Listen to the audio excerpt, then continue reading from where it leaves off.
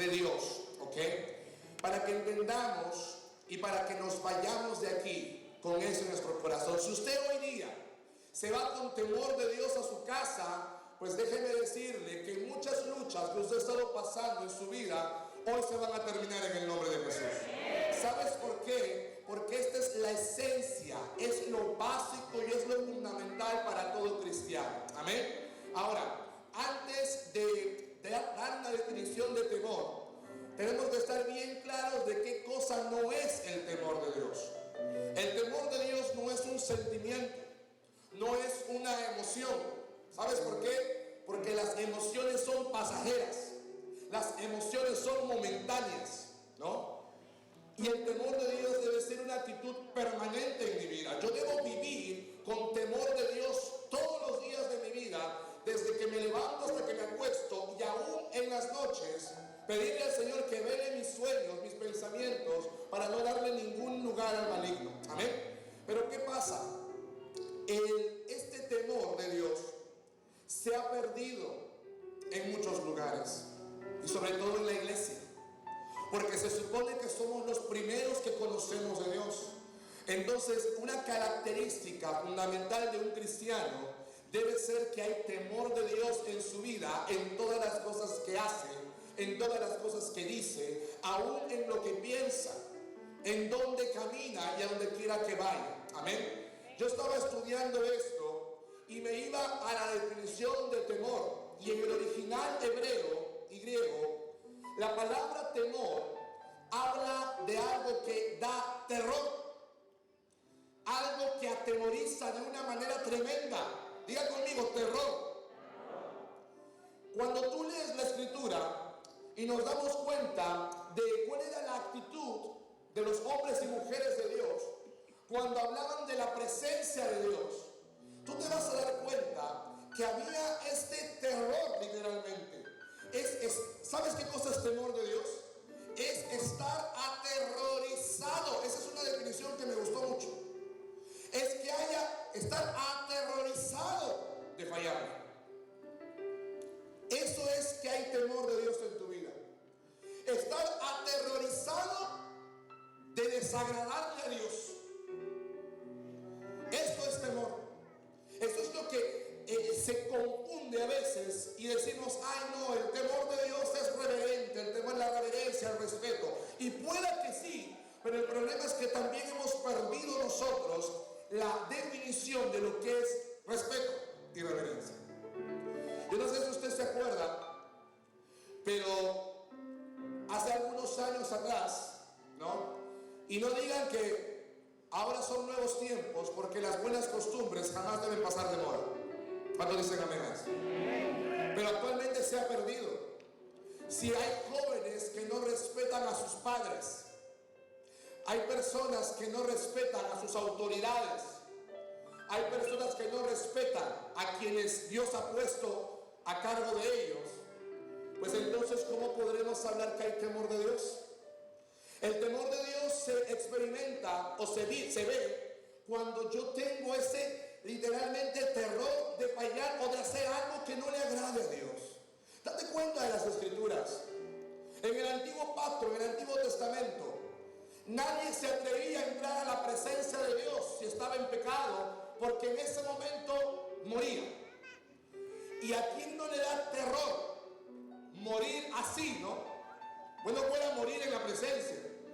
Morir porque Dios se da cuenta que hay un pecado en ti y te culmina. Y hemos caído en un abuso de la gracia. Diga conmigo, la gracia no es una licencia para pecar.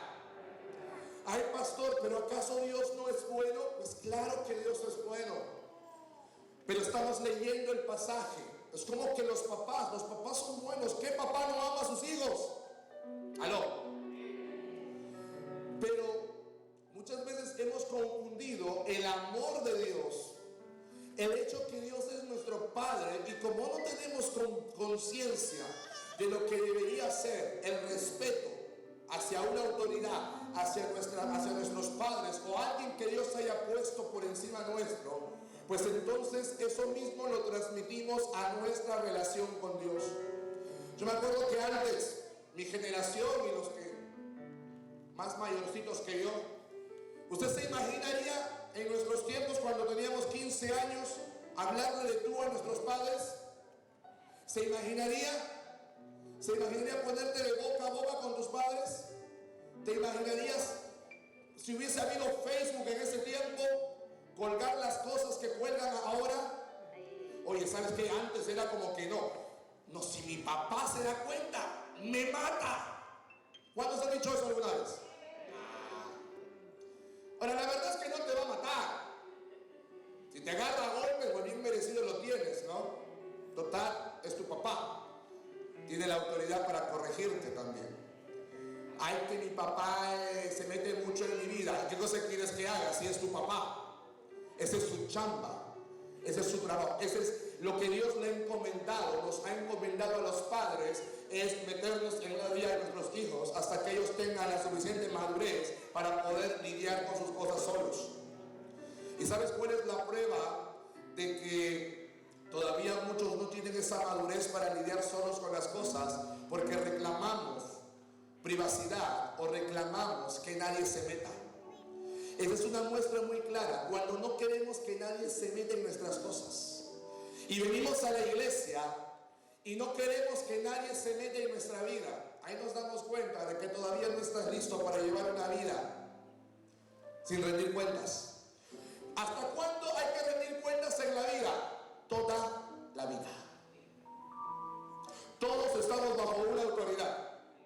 Yo tengo una autoridad a la que tengo que rendirle cuentas. Y usted está bajo una autoridad que tiene que rendir cuentas. Y siempre Jesús es un claro ejemplo de eso. Jesús nunca vino a la tierra a hacer lo que él quería, sino a hacer la voluntad de su. Mira, ¿cómo sería el temor de Dios que había en Jesús? Que él prefirió ir a la cruz antes que dejar de hacer la voluntad del Padre. Eso es temor. Es una cosa que debe nacerte en tu corazón. Eso que te lleva a hacer cualquier cosa. Escúchame. Temor de Dios es eso que te hace hacer cualquier cosa con tal de agradarle. No importa. Y a la vez te lleva a aborrecer el pecado. ¿Me entiendes? Nadie te tiene que decir, oye, no hagas esto, no hagas lo otro. Y no estamos con que estoy luchando con esto, estoy luchando con lo otro. No, porque hay temor de Dios en tu vida. Y yo quiero que entendamos esto de esta manera. Mira, dice la palabra, leímos en Proverbios 1:7, el principio de la sabiduría, ¿cuál es? De ahí parte todo. O sea, el que quiere llevar una vida sabia, una vida recta, una vida realmente como Dios quiere, tenemos que, ¿dónde comienza? Porque principio significa origen, principio significa procedencia. ¿Dónde comienza esto? Comienza en el temor. Pero ¿qué cosa es temor de Dios? Es ese deseo, escúchame, quiero que lo entiendas. Cuando yo amo a alguien, tengo un miedo, un temor a fallarle, ¿sí o no? No quiero decepcionar a esa persona. Preferiría que me coma la tierra antes que fallarle a esa persona. ¿Me está entendiendo? Ese es el temor. Tengo pavor. No me imagino. Date cuenta que estamos hablando de Dios. Cuando el apóstol Juan tuvo la visión de Jesús en gloria, dice la escritura que él cayó como muerto a tierra. ¿Por qué crees que nos postramos? ¿Por qué crees que reverenciamos? ¿Por qué crees que uno tiene celo de tocar esto si es que no estoy realmente como Dios quiere que esté? ¿Por qué tengo celo de subir a tocar o sabiendo que desde el momento que estamos aquí reunidos, este auditorio ya deja de ser un auditorio y se convierte en un tabernáculo de adoración para Dios? Paréntesis. Te aseguro que si hubiera temor de Dios en tu corazón, jamás te atreverías a llegar tarde. Cierro paréntesis. ¿Me entiendes? Porque hay temor antes de fallarle a Dios. Prefiero morirme. Eso es personal, esa es mi no se la estoy mandando a usted porque si no muchos morirían esta semana y no. Después vamos a estar medios vacíos aquí. Todavía Dios quiere hacer algo con su vida. Pero eso es temor de Dios. ¿Hemos cometido errores? Por supuesto que sí. Pero ¿sabes dónde nace? ¿Cuál es la raíz de cometer tantas cosas? De caer y caer. ¿Sabes por qué? Porque no hay temor de Dios. No hay. Alguien me decía, pastor, yo no quiero ir a la iglesia porque no quiero seguirle fallando a Dios. Y yo le decía, ¿sabes qué? A ti no te interesa Dios. Porque si realmente tuvieras temor de Dios, nunca hubieras cometido lo que cometiste, pues. Otra cosa es que haya orgullo, otra cosa es que haya soberbia y que no quieras reconocer tu falta y que no quieras buscar ayuda. Esas son otras cosas. Pero cuando hay temor de Dios de verdad, uno hace lo que sea, deja lo que sea. No importa lo que haya que hacer, qué hay que hacer, a dónde hay que ir, qué cosa, a quién hay que predicarle, qué es lo que Dios quiere que yo haga, pues eso lo voy a hacer. Yo quiero que entendamos que esto es el principio de todo. Ahora, hay dos tipos de temores. Quiero que me entiendas esto. Hay un temor que se llama el temor servil. Diga conmigo, temor servil. El temor servil es el que nosotros tenemos por miedo o temor a las consecuencias. Voy a poner un ejemplo. Yo no peco por temor a lo que me va a pasar, porque sé que la paga del pecado es muerte. Yo no peco o me alejo del pecado porque tengo miedo a las consecuencias. Sé que la paga del pecado es muerte. Sé que el pecado trae maldiciones sobre mi vida y sobre mi familia. No es que Dios castigue, sino que el pecado trae maldiciones. Y yo, la verdad, dejo el pecado, me aparto del pecado, corto con lo que tenga que cortar. ¿Por qué? Porque tengo temor a las consecuencias. Ese es el temor servil. Es como el esclavo. El servil viene de esclavo también, que tiene temor al castigo del amo.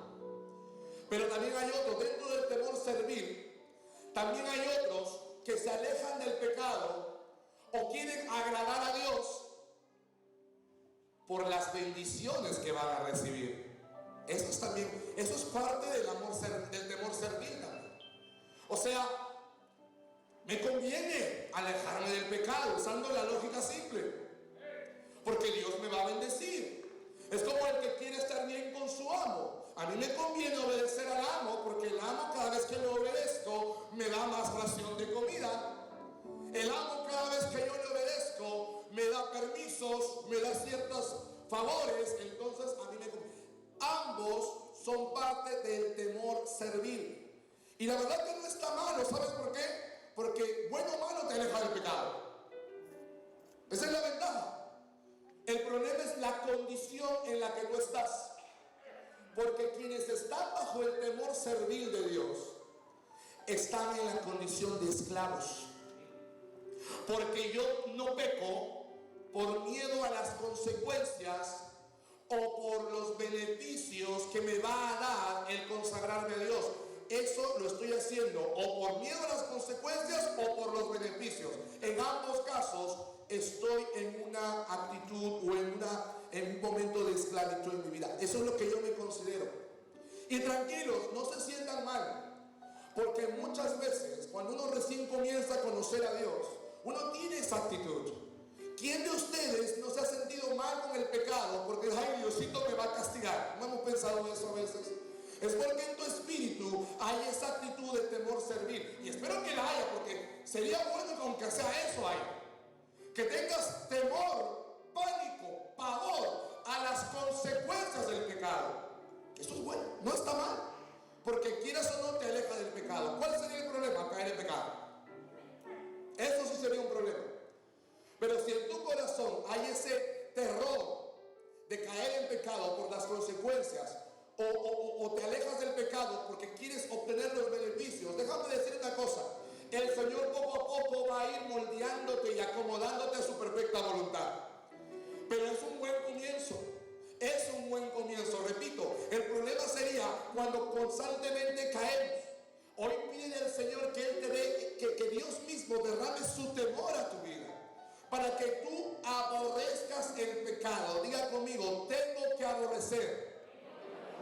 pecado. Escúchame, sea por miedo a las consecuencias o por amor a los beneficios, sea por lo que sea, cualquiera de las dos, de todas maneras te va a ayudar a guardarte del pecado. Pero vamos al otro temor. El otro temor es el temor filial. Diga conmigo, temor filial. Filial viene de hijo. Y el temor filial es simple y llanamente el hecho de que tú no pecas, escúchame, ni por temor a las consecuencias, ni porque quieres los beneficios. No. Simplemente tú aborreces el pecado. ¿Sabes por qué? Porque Dios lo aborrece. Punto. Ese es el temor filial. No es ni por miedo ni por conveniencia. Es simplemente yo tengo terror. No quiero saber nada del pecado. ¿Sabes por qué? Porque yo sé que a mi Padre no le agrada eso. Nada más. Eso es. Y eso es cuando yo estoy con la identidad de hijo bien puesta. Cuando yo soy hijo de Dios realmente, la naturaleza de hijo se manifiesta en cómo aborrezco el pecado. No lo puedo tolerar. Por eso que la Biblia constantemente habla de aborrecer. Vamos a Salmo 147, verso 11. Salmo 147, verso 11. ¿Lo tienes? 147, 11. Me suelto un verso ahí. A ver. Padre, pon temor en su corazón cuando pongan los versículos. No, es que es parte de él. Sobre todo los que son servidores aquí deben tener eso bien presente y bien claro. Ay, es que Dios es bueno, entonces Él sabe cuando me equivoco. No es así. No es así. Se complace Jehová en los que leen. Se complace Jehová en los que leen. En los que estamos en salmos, escúchame, en los que tienen terror, temor, así, en los que prefieren cualquier cosa antes que fallarle, en los que harían cualquier cosa con tal de agradarle. Ten ese concepto bien claro. Cualquier cosa antes. O sea, no digo que seamos perfectos, escúchame. Eso es una actitud. Es algo que es constante en tu corazón. Es que si yo sé que le estoy dando al Señor un servicio negligente, malo, en mí debe nacer una desesperación, un llanto, debe nacer eso de que me desgarro. Señor, perdóname. Hemos estado siendo muy ligeros. Por eso hay líderes que hacen su reunión por hacerla. Líderes que, bueno, pues comparten una palabra, ya lo llamé, pues no quiere venir. Por eso que hay personas que no estudian la palabra. Y bueno, pues no estudio, pues el otro signo será. Dios sabe. Hay personas que no están buscando a Dios con todo su corazón. Es que Dios me entiende. Dios es bueno, claro que Dios es bueno, pero eso no tiene nada que ver con el temor que debe haber por fallarle, por la desesperación que debe haber por agradarle.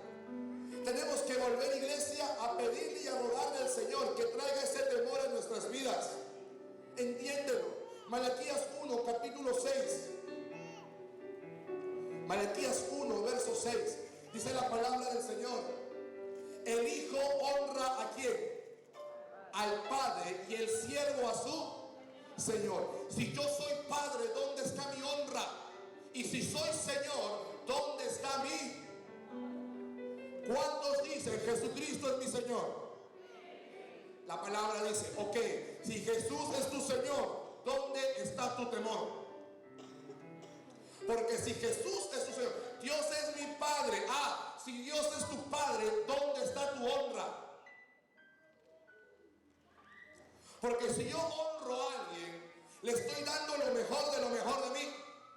Eso honra. Si Jesús es mi Señor, tiene que haber temor por fallarle. Tiene que haber, no es que yo vengo a la iglesia los domingos para cumplir con Dios. Tú no estás cumpliendo con Dios. Tú te estás haciendo una escalera al infierno, porque estás cayendo en religiosidad. Estás cayendo en conformismo. ¿Y saben lo que es peor? Y peor y peor, que encima vas a la calle y con tu mal testimonio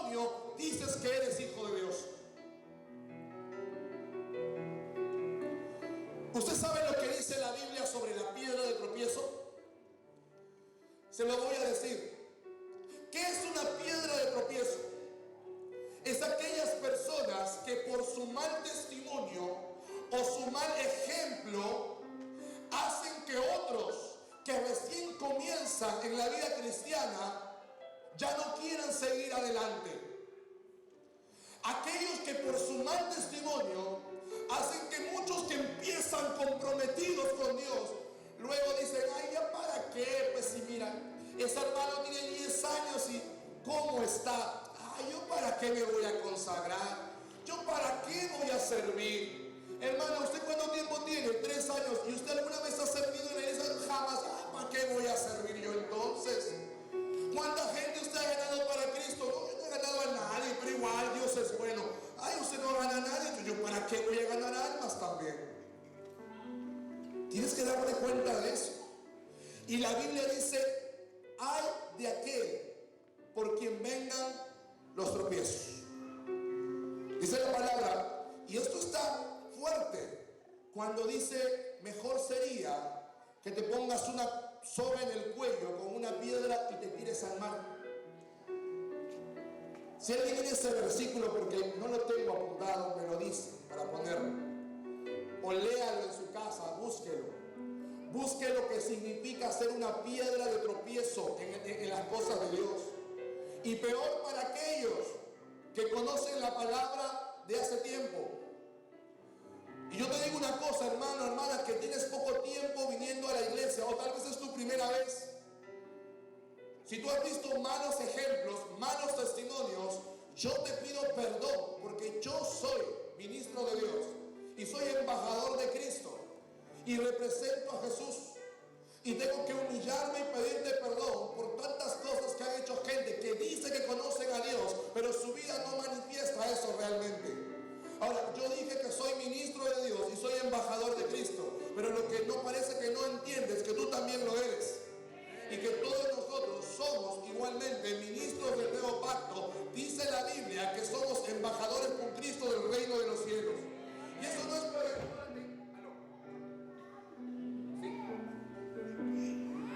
Jesús,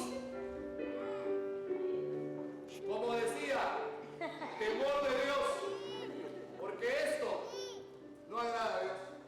¿Me escuchan allá atrás o no? ¡Sí! ¡Qué bueno! Piedras de tropiezo. ¿Cuántos aquí piensan que ha sido piedra de tropiezo en algún momento? No digan amén, porque no creo que nadie lo diga.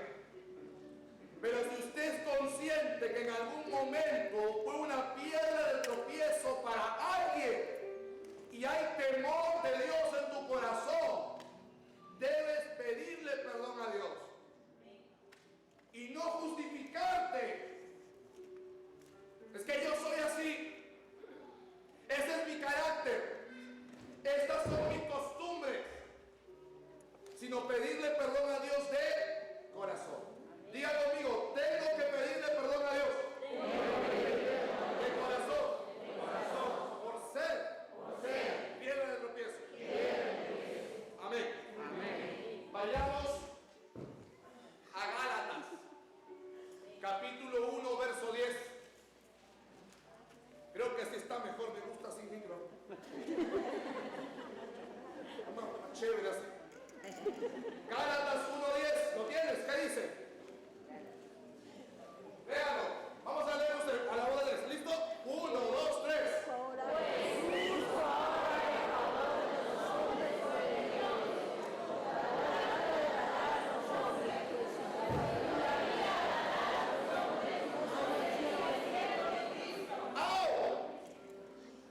O agrado a Dios o agrado a los hombres. ¿Para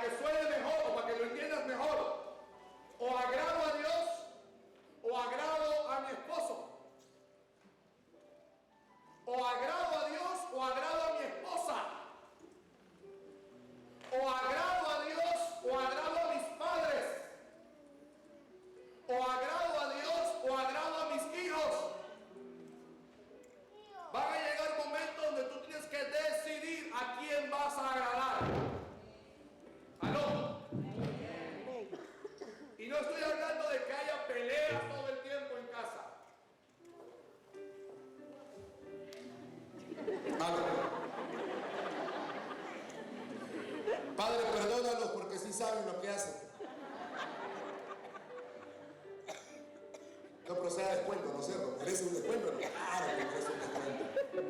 Para que nunca más me lo... O agrado a Dios o agrado a la gente que me rodea. Cuando todos estamos conectados a Dios, la cosa va chévere. Pero normalmente en casa o en el lugar donde habitamos, donde vivimos, no todos están conectados a Dios de la misma manera. Y es ahí donde tienes que tomar decisiones. Escúchame. O agrado a Dios o agrado a los demás. La gente que te rodea. Tienes que estar consciente de que una cosa es: yo estoy en desacuerdo con ese pecado. ¿Cuántos han dicho eso alguna vez? A mí me parece que eso no es correcto. Pero hay unos que dicen esto: yo obviamente estoy en desacuerdo con el pecado, pero respeto las posiciones. Esto no se trata de respeto. Yo no puedo respetar el pecado. Yo no puedo respetar el pecado. Dios aborrece el pecado. Y como hijo de Dios, yo debo aborrecer lo que Dios aborrece. Dios aborrece la mediocridad, pues yo debo aborrecer la mediocridad también. Dios aborrece el pecado, no importa lo que sea. Yo no puedo ser tolerante con esto. Y ojo, no quiero que caigas en el legalismo que muchos caen. ¿Por qué te digo esto? Porque a veces esto cae en legalismo. ¿Qué es legalismo? Es cuando estamos mirando los defectos de los demás. Ay, el pastor ha dicho que no hay que ser tolerante con el pecado, así que ahora a mi abuelita que tiene sus santitos la voy a botar a patadas de la casa.